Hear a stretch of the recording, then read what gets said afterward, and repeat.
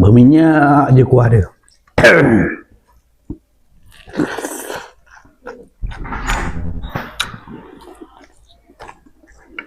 Hai, Mika nak tahu tak? Kalau Mika nak tahu, saya kasih tahu. Saya lagi nak makan, saudara. Hari ni lauk dia ada ikan, sedap ni saudara. Ikan kitang, asam pedas ikan kitang. Okey saudara, ada ulam, jengkol, timun ni kan. Sebelum makan, jangan lupa cuci tangan dan jangan lupa baca doa. Baca doa. Bismillahirrahmanirrahim. Allahumma barik lana. Amin. Bengkokkan sikit sudut ni. Biasa dah ngirup. Lambat. Siram kan. Saudara lah. Tengok ikan kitang dia saudara.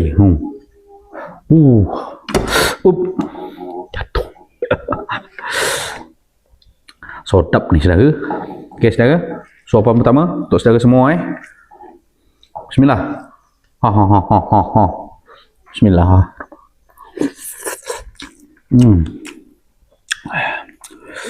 Tengok daging dia. Daging kitang. Aduh, jatuh pula sayang. Bismillah.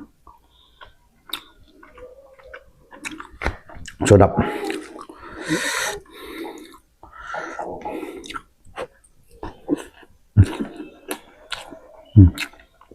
Jengkol.